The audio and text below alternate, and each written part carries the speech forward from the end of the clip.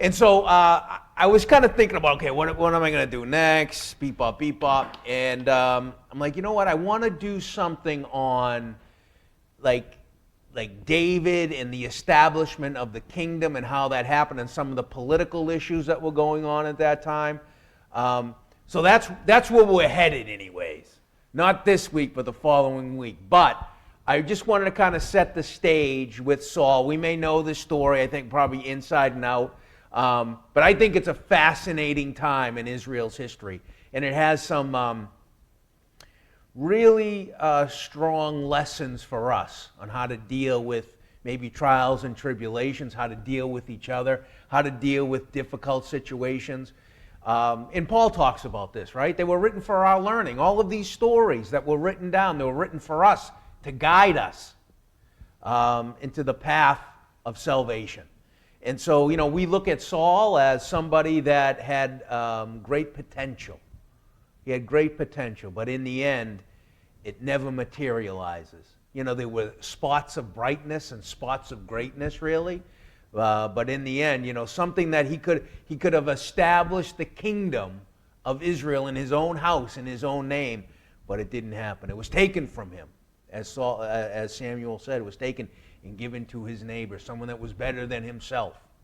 So we'll take a look at it. So our first class is going to be on the house of Saul, a very quick overview of Saul, how he got into a position of power and what happened. I'm sure we all remember this story, but I just kind of want to set the stage a little bit for that. So let's get into it very quickly. Boom. All right.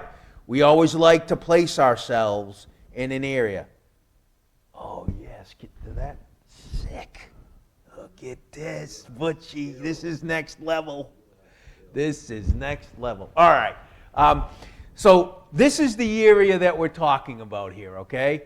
This is not a massive area. If we took the modern state of Israel today, it's about the size of New Jersey, all right? But Saul didn't control all of that area, okay? For the most part, look at this. He controlled this area in the purple, okay? So from down south where the Mount of Olives is, okay, right outside of Jerusalem, all the way up to Mount Gilboa. So that's an interesting area. You're talking about maybe an area of, 30, 40 square miles, something like that. And we may say, hey, that's not really a great kingdom. No, it's not. It's the beginning of a kingdom. It's the beginning of a nation. But if you remember from our series on the Judges, the Israelites didn't really have a whole lot of options when it came to, hey, where are we going to live? They couldn't live on the coast, right? Who was on the coastline? Who remembers? The Philistines, right along the coastline. They controlled that whole area. So Israel was really forced up into the hills, right? Up into the mountains of Israel. We know that. And so, mountains, we know that there's massive mountain ranges in the world. Obviously, Himalayas, the Rocky Mountains in this country. Even you go up to New Hampshire, the White Mountains, like, whoa, that's, Mount Washington. That's a sizable mountain. These mountains are not that size, but they're pretty good size. Like Mount Tabor, I think. Mount Tabor is pretty good size, 6,000, 7,000 feet, but they're not huge mountains. A lot of them are hills, but this is where the children of Israel had to go. This is where they lived, in the hills of in the hills of Samaria, in the hills of Judah, because they had enemies all around them. If you look right here, the Philistines are on the coastline, right? Amnon is here. Moab is down south as well. So they had enemies, people that didn't want to see them successful here. This little round circle right here is Samuel's area of activity. Remember, he had a circle that he did, kind of the circle he would go from this area, and that's where he would stay primarily. So we're not talking about a big area. The area down south here is Judah, as we know, and that's really, as we're going to see, this is David's area of operations as well. So in a lot of ways, brothers and sisters, you had two kind of competing, areas of strength. Saul was anointed by Samuel. David was anointed by Samuel. And we're going to see that obviously there's going to be a clash here, right? Saul wants to hold on to his power. And David's like, well, I'm anointed too, right? And there's going to be that friction that we're going to take a look at. All right? So we're setting the stage. This is the area that we're talking about. It's not a big area, but it's an important area, and it's going to expand. All right? Any questions, comments on this right here? All right, going over. Boom. Ooh. All right, a few more towns and cities right here, okay? Again, this is the area that we're talking about. There's Bethel, there's Gilgal. Mount Gilboa is up on the top there. That's another, like, a question I've always asked myself, and I'm kind of doing some research into it. Why was Saul in the armies of Israel up in Mount Gilboa? You know, the Philistines came all the way up, like cut right through Saul's territory and went right at them at Mount Gilboa. One of the things is Mount Gilboa may have been a fortress of some type that was controlling the trade routes there, and Saul was expanding his territory to include that area, and the Philistines are like, nah, you're not doing any of that, and they went directly for kind of his seat of operations up in the north. So who knows? We're not really told, but I just find it interesting, like, why Mount Gilboa? Why was the battle fought in that area? Okay, I don't know if we'll ever get an answer, but hey, check this out right here, right by Mount Tabor. This is kind of not great, but I can see it not there. Where is it? Oh, I just saw it. Oh yeah, Mount Tabor up in the north there. What's next to Mount Tabor? Endor. Okay, we know that that's going to play an important part too, right? The Witch of Endor is up in that area, which makes sense because the last battle that Saul fought was up in the north at Mount Gilboa. So this makes sense according to the geography of Israel coincide with the written word about this historical time, which I find very interesting. Okay? Questions, comments on these two maps? All right, this is the area. Okay? All right. Boom. Okay, so if you want to follow along, that's fine. It's in 1 Samuel chapter 10, but I'm going to just kind of paraphrase this. Remember from the account that the people, they demanded a king. They're like, listen, we need a strong man. We need a chieftain. We need a tough guy that we can follow. We got all these enemies around us. This hodgepodge of this chief talking to this chief and the tribes getting together, it's just not working out. And, you know, from a human political point of view, that makes sense on a certain level. Like, you need one guy to make all of the determinations. But the thing was, they forgot about the one person that was making all the determinations, and that was God. They got so wrapped up into the politics of the day that they forgot, like, oh, wait, God's brought us to this land. He's given it. He's protected us. There's been certainly some ups and downs, but we're still here. Kind of forgot about all that. And I think sometimes, you know, when we get established in our lives as well, you know, after the grind, you know, and we're established, you know, do we remember God in our good times? Do we remember God in our bad times as well? You know, I think sometimes when we're going through trials and tribulations, that can affect our faith. Like, you know, I'm going through it again. What's going on? You can get frustrated, demoralized a little bit. But also in good times, we have foggy memories sometimes in our good times, right? We forget about the goodness of God. Like, God's given us, you just take a look at our lives, the good and the bad. You know, God has given us a life that I think when we look at it, it's a pretty good life for the most of us. And are we thankful for it? I don't think I'm thankful enough for the things. You know, I'm living in this area of the world. I don't really want for anything, right? I got enough food, got a great wife, great house. You know, what am I worried about? But we always find things to complain and worry about. That's just the way we are, you know. Saul was not an arrogant guy. He was not a prideful guy. He was very humble. In fact, he was so humble that he was hiding in the kind of the baggage area. Right? All the people kind of came together at Mizpah, and Saul was hiding. He didn't want any part of it.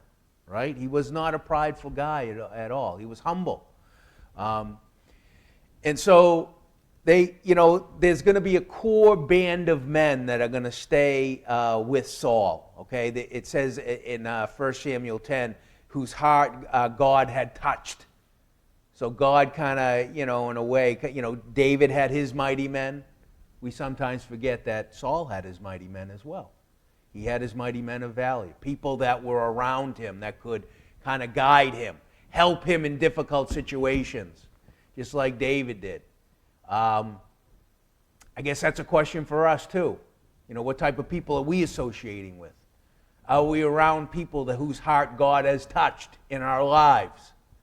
Are we around other people who are striving for the kingdom of God? Or are we around people that just kind of clutter our minds with nonsense? Right? You have friends or acquaintances, like they're always bringing something into your life that's maybe not the greatest. Like there's always some kind of negativity or problem. Try not to be like that, right? Try to be like the person that's kind of solving problems, right? Not creating problems. There's kids at school, right? I call them bomb droppers. Just come in, drop a bomb, and leave. Right? That's what they do constantly. So there's people out there just like that. So anyways, let's see. In verse 25, let's look at this. All right. Then Samuel told the people the manner of the kingdom and wrote it in a book and laid it up before the Lord. And Samuel sent all the people away, every man to his house. So Samuel told the people the manner of the kingdom. So that's interesting, that it wasn't, Samuel was part of kind of establishing the kingdom. How are we going to run the kingdom? Who's going to do what? And so Samuel was part of that process with Saul. Imagine building a kingdom from nothing. That's really what they're doing. Okay? They're building a kingdom from nothing. It's kind of like building anything from nothing, right? Something important, like a school. Okay? I was part of, putting a charter school together, that whole process. It's a grind, okay? And I think, probably the same thing is true as establishing a kingdom that didn't exist. It's pretty stressful, I would imagine. And I'm glad that Saul had someone like Samuel to give him direction. Obviously, God was involved in it. The Holy Spirit obviously guided them, but that's interesting. Samuel was kind of the seer. He was called the seer. He guided people. That relationship with Samuel and Saul was very close. That Samuel loved Saul. And actually, when the kingdom was taken from him, the crown was taken from him, he cried all night to God. So there was a general love and affection by Samuel to Saul. Okay, so Saul is going to have a first big test, right? Nahash the Ammonite. And Saul does something interesting. He takes his oxen and he cuts them up. Okay, oxen were very expensive back in the day. That was like one of the most expensive animals that you could have, oxen. Not only are they providing, food and sustenance and stuff like that, but also, if you wanted to plow a long distance, you needed oxen. Horses, you could do it for a little bit, but horses don't have the same type of strength and physiology that an ox does. And so oxen, before they got the big harnesses for those horses, it was very difficult for horses to plow. So they shied away from horses. With oxen, you had that strength that you could go a long period of time to plow. And so that's why they had oxen. And Saul kills his oxen. It's almost like Saul saying, we're all in on this. We're going all in on it. Great little story about, now I know I'm going down a historical rabbit hole here, but when Cortez, right, the Spanish conquistador, came over to Mexico and was fighting the Aztecs, one of the things that he did was he burned all his ships. Cortez burned all his ships.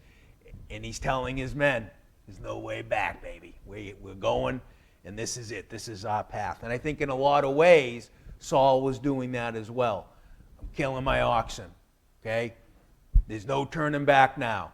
And the other message is, if you don't follow me, I'm killing your oxen too. I'm going to take away your livelihood if you're not in on this. You need to be in on this. One of the enemies of Israel is trying to kill, put out their eyes and everything else. This needs to be taken care of. And so that's what Saul did. First, he led by example. He killed his own oxen. And he sent the word out. You either come or you're my enemy. And they ended up coming. Okay, little background on Ammon. Pretty interesting stuff. Long history of animosity with Israel. Okay, Moab and Ammon were the product of incest with Lot and his daughters. We know that from the 19th chapter of Genesis. So they were related. Okay, but there was a tinge of not really a tinge, but they were there was a spot on their heritage. Okay, they had their own family issues. But the fact of the matter is, did Israel have their family issues? 100% they did. All right. Just think about Jacob and his sons and all the shenanigans that they were involved in. Okay, Judah. Right, there's a whole couple chapters or one chapter on Judah and his sexual immorality, some of the decisions that he made. So let's not get all high and mighty, Israel, when you're looking down on Ammon. You got your own problems. But anyways, so they're related. They're related peoples. Kind of like like the Scottish and the Irish and the English. They're kind of all related in that area as well, even though they don't have a great history, right? They were related genetically. Just like they were related genetically. But, some of our worst battles in life can come from the family, right? Knockdown, drag-out fights, family feuds. This was really a family feud. It was a bloody feud, but it was a family feud, okay? Their area, their territory was east of the Jordan. East of the Jordan. And they're going to obviously come in contact with Israel because Reuben and the half tribe of Gad, I believe, their territory was east of the Jordan because it was flat land. They had a lot of cattle, so it was good grazing area for them. They're going to come in contact with the Ammonites. Israel prevented from taking their land. God told them not to take their land, to leave their land in Deuteronomy. Okay, they were to go around. When they came in, they were to go around that area. Rehoboam had Ammonite blood.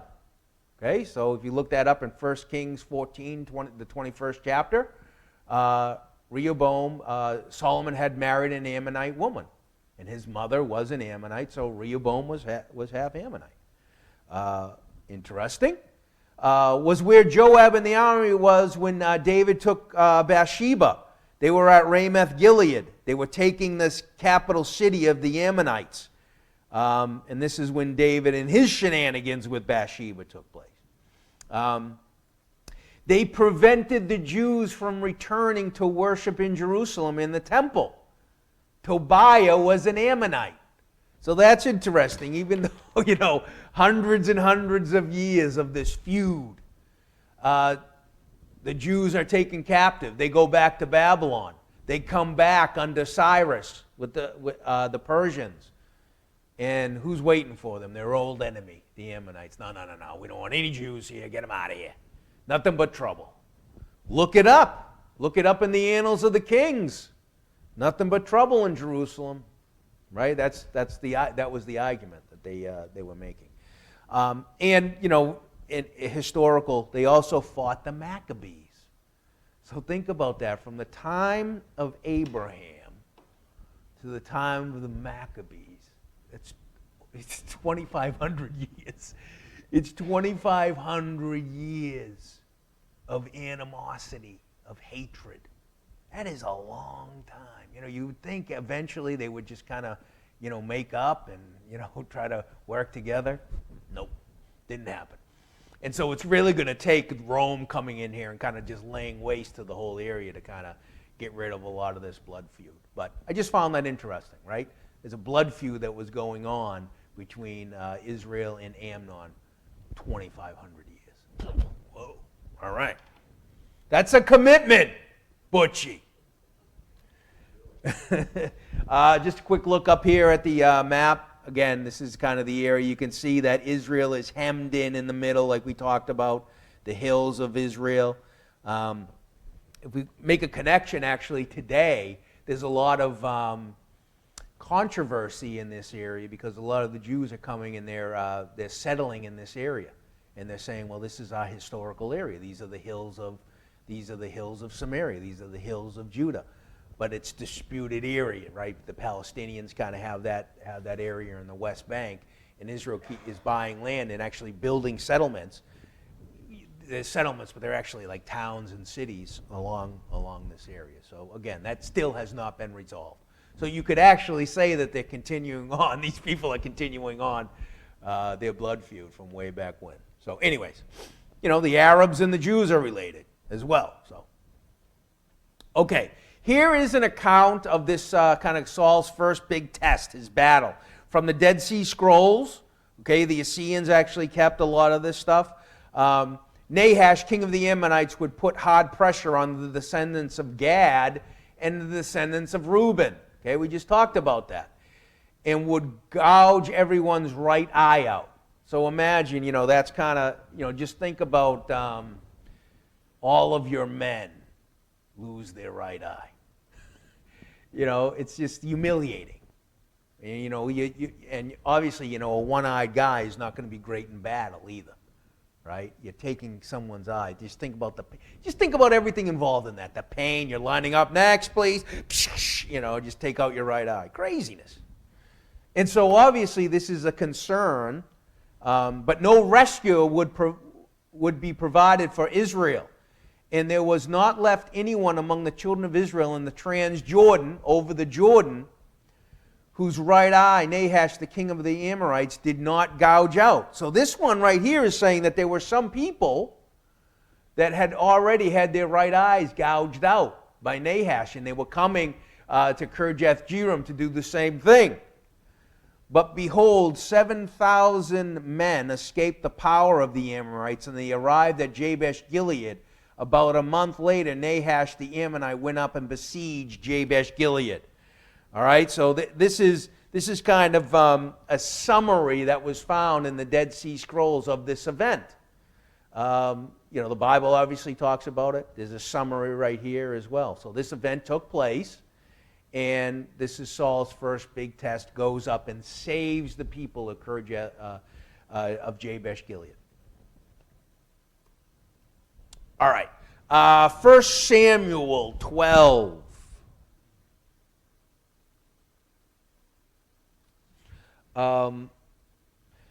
So Samuel actually says to Israel in the first couple verses, and Samuel said unto all Israel, behold, I have hearkened unto your voice and all that ye said unto me, and have made a king over you. And now, behold, the king walketh before you, and I am old and gray-headed. And behold, my sons are with you, and I have walked before you from my childhood unto this day. So, in a lot of ways, brothers and sisters, Saul's kind of taking Israel and handing it over to Saul. Okay, it's your problem now. Samuel is kind of withdrawing. He's older, right? He's getting old. And he's passing the baton off, the responsibility, to Saul and to his house. Saul's in charge now. But let's just take a look at verse 20. Verse 10, verse 20. And Samuel said unto the people, fear not. You have done all this wickedness, yet turn not aside from following the Lord, but serve the Lord with all your heart, and turn ye not aside, for then should ye go after vain things, which cannot profit nor deliver, for they are vain. And so, Samuel is going to pray for the people, and he says, I won't stop praying for you. But there's this friction, right, with God. God was their king. They should have been looking to God. And so Samuel's like, look, I'm giving you the king. He's in charge now. Good luck to you. But I'm going to be praying for you every day. I'm going to pray for you every day.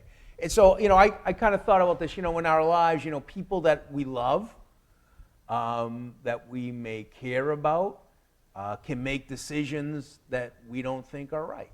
right? Maybe we don't think that that's going to be great for that person, right? Whether it's our kids, whatever, someone in our family, a close relative, close friend, or something like that. At the end of the day, that person has free will. They're going to make the decision that they're going to make. And I think a lot of times we can be in that situation like Samuel is. It's like, okay, you're going to do what you're going to do. I can't stop you from doing it, but I can do one thing. I can always pray for you. You know what I'm saying? No one can stop us from praying.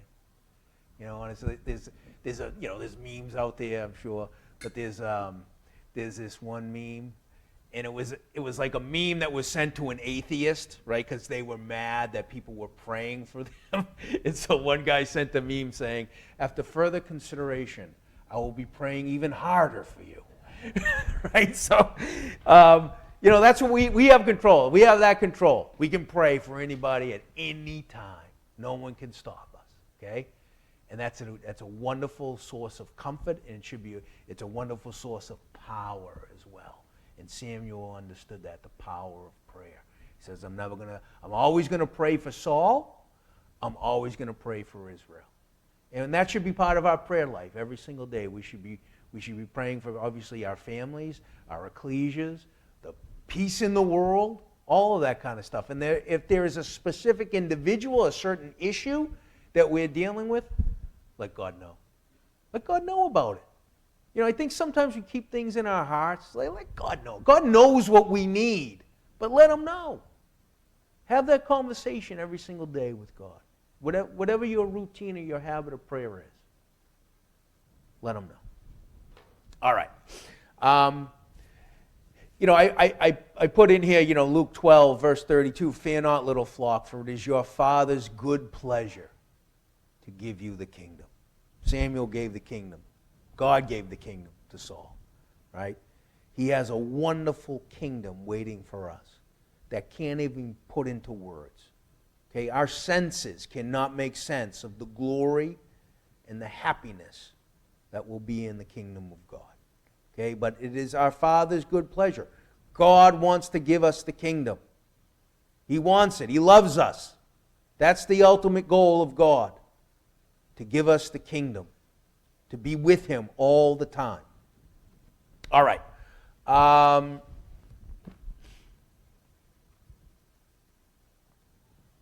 So Saul is going to, he's going to get into, he's going to, in 1 Samuel 13, it says Saul reigned 1 year. So already 1 year he's got one battle, and then the next year he's got another massive battle because the Philistines are going to come up.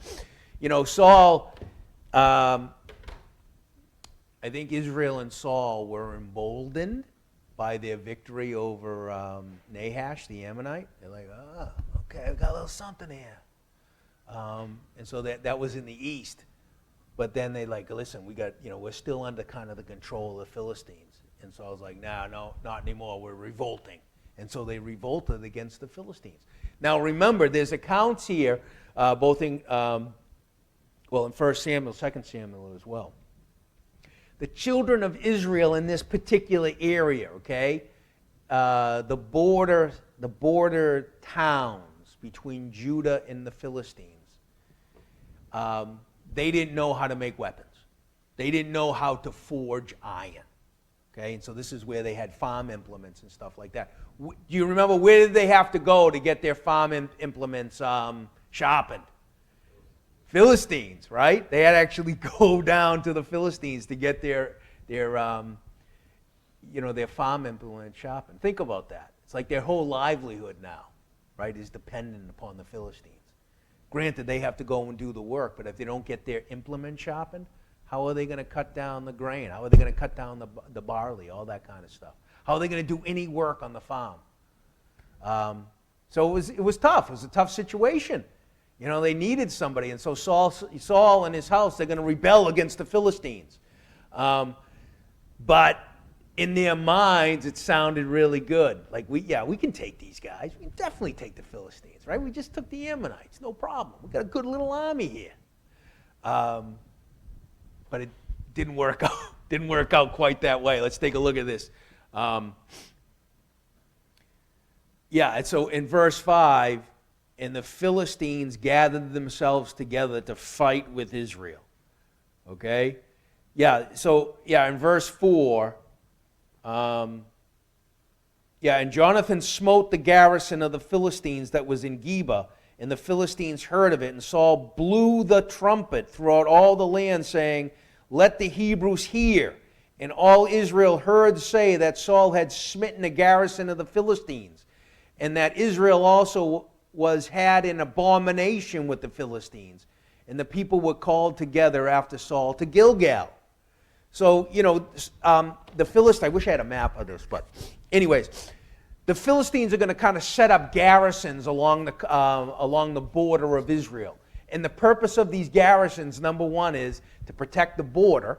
That's obvious. Number two, a safe place where the raiders, the Philistine raiders, or the bands of soldiers could go out and take possessions, take people as slaves. Okay? So these garrisons really were the place where the Philistines would gather to go out and to harass Israel. Like that, if there was a place that's ground zero for the oppression of the Philistines. These garrisons were ground zero. Every time, they were always up on a hill, so you're looking down. I'll give you an example, not a modern day example, but like in the Middle Ages. What did they have in the Middle Ages? They had garrisons, but like in England and in Europe, what did they have? Castles, right? Castles are just massive garrisons. And so they would build these, and that's exactly what the English kings did, particularly like around the Welsh, in the Welsh borderlands. King Edward I, here we go again. He set up a whole line of castles along the border. And this is exactly what they did. Any problems? All right, send them out. And this was the Philistines' mentality. We got garrisons right here. Any problems in Israel? Send out the garrison. Oh, we need more slaves. We need more stuff. Want to harass and terrorize Israel? Send the garrison out. And so Saul and Jonathan, and they're just like, this is the problem. This is the issue right here. And so he wipes out one of the garrisons, and the Philistines are like, oh, but we got a problem on our hands. Right? And so all Israel is gathered together, then the Philistines gather together. And it's one of these things, like Mike Tyson famously once said, everyone has a plan until they get punched in the face. Okay?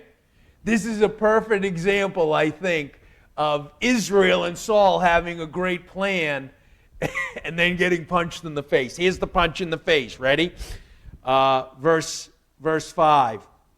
And when the Philistines gathered themselves together to fight with Israel, 30,000 chariots, 6,000 horsemen, and people as the sand which is on the seashore.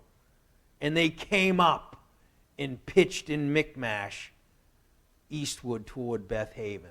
Sizable force, right, that Israel could not compete with. Chariots of iron, remember the chariots of iron? Philistines got them, a lot of them. Horsemen, Israel didn't have any horsemen. How are you going to do anything with these guys? On an open field of battle? That isn't how Israel used to fight during this time. This is hit and run tactics, right? At nighttime, they like hitting at night. Remember Gideon? Gideon totally wiped out a much larger force by hitting them at nighttime, particularly when there's all kinds of different ethnic groups, right, that usually are, you're like, oh, Ben's over there. He's from Walpole. Walpole guys, don't hear from him. I mean, we're fighting together, but, I've had trouble in the past. And so, that's what happens. I think Ben's turning on me and fighting me. Now I got to fight Ben, so the whole place is, in an uproar. Anyways, so they bring the massive army. We're going to crush these guys. Who's Saul? Who's the house of Saul? Who are these guys? Think they can take our garrison? You're nothing. You're a little tiny hill people. You don't even have chariots. You don't have horses. You got nothing. You can't even make your own weapons. Just getting little guyed all the time, right? And so when the men of Israel saw that, they were in a strait, for the people were distressed. Then the people did hide themselves in caves and thickets and rocks and high places. And some of the Hebrews went over Jordan to the land of Gad and Gilgal. They left. We're out of here.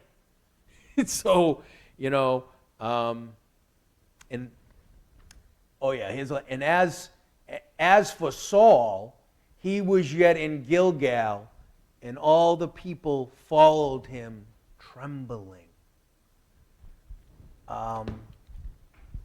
They were at a high, this big victory with Nahash. Man, what a great job. Well, now you're going to go with the varsity team. This is a varsity fight with the Philistines, okay? They got all the technology, all the top-end technology. You guys have nothing. And when they saw the size of this force, all the bravery went bye-bye. They're hiding in caves and thickets. It just tells you they were following Saul, trembling. Imagine being Saul. Okay, I had this great idea to go fight the Philistines. Look where I am now. They're about to slaughter me. I need Samuel. And Samuel wasn't there. He says that he waited for 7 days. Eventually he did come, and Saul made the mistake of offering, right? And this is actually where he makes the offering. Out of all the people, there were only 600 men that were left with Saul. Only 600 were left with Saul. They were very afraid. They were hiding themselves. Philistines were going to crush these Hebrews once and for all. We're tired of them. You know what? The Hebrews are an abomination to us. I can't even stand to look at them. He makes the sacrifice without Samuel. Right? He takes upon himself the role of priest and king. And we know that is reserved for one person only, and that is Christ. And so this is why, he takes upon himself the role of priest and king. And, we may think that God's kind of response to this is harsh, but you could never have that in Israel. You couldn't have the king in control of both the politics and the religion. Couldn't have it. One is separated for the Levites. The Levites, that was their job. Wasn't the king's job.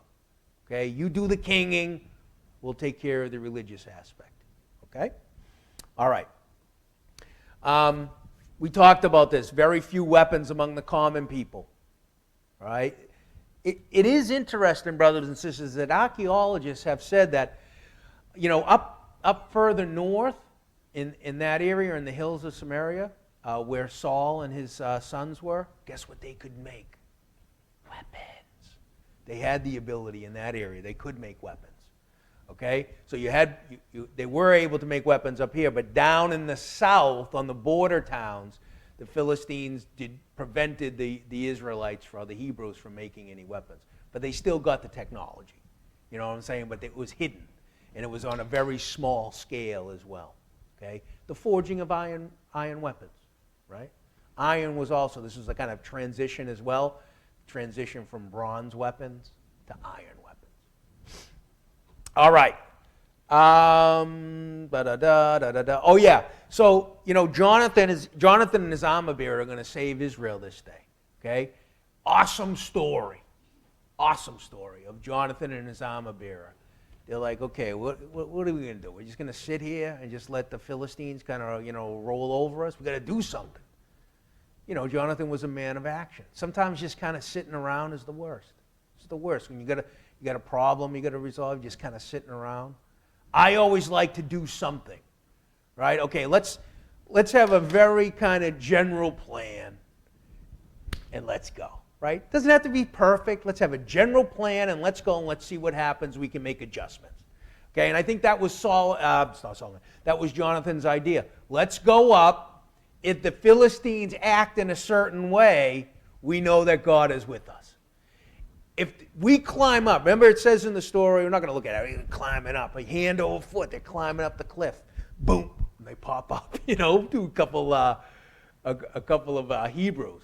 Heavily armed Hebrews, by the way.